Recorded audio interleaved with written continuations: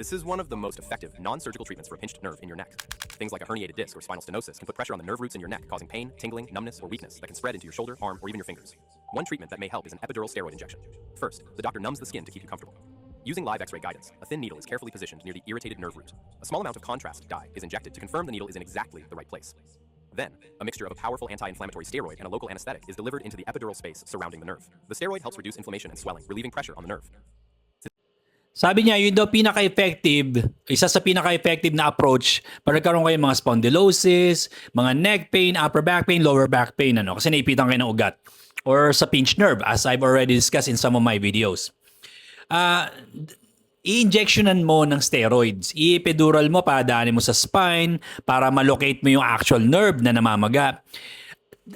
Pero namimiss mo yung pinaka-importanting tanong. Ano ba pinaka-importanting tanong kung ba't nagkakaroon ng pinched nerve? Ano ba?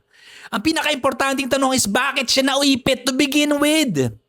Kasi kahit injectionan mo ng injectionan yan ng epidural ng mga steroids, babalik lang din yung mamamagarin niya. In fact, baka hindi rin agad gumaling. Baka, in many cases, hindi talaga gumagaling. Hindi talaga nawawala yung pain.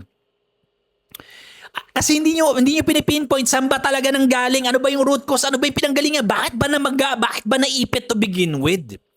And oftentimes, kapag nagkakaroon ng mga mechanical problems like this, kasi nagkakaroon ng ipitan ng nerve, kasi may mga muscles na tumitigas. That's what we call muscle spasm. Yung muscle spasm na yun yung umiipit sa nerve. Ang tanong, bakit nag-muscle spasm? Bakit tumigas yung muscle? Kasi pagod na siya. It's already tired. It's overused kasi siya lang nagtatrabaho. Kasi kulang yung mga muscle fibers na nagtatrabaho. At yung nagtatrabaho, overwork siya kaya siya tumitigas. Para matulungan niya pa rin yung spine mo, masuportahan niya pa rin. Kasi muscles support the bones. Muscles move the bones. Simple anatomy lang naman, di ba?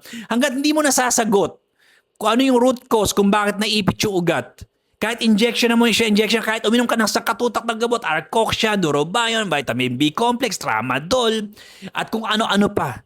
Hindi ka gagaling kasi mechanical ang problema, ginagamot mo ng chemical solution, injection, or gamot.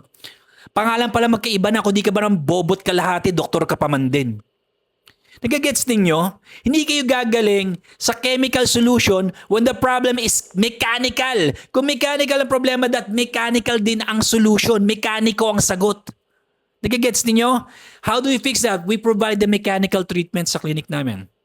We're the only corrective treatment sa buong Pilipinas kasi nalolocate namin yung root cause ng problema at kaya nagagamot namin ng tama. Kaya nga we are the only corrective therapy sa buong Pilipinas. My name is Dr. Ron Samaniego. I'm a doctor of physical therapy from Chicago, Illinois. I've been doing this since 1999.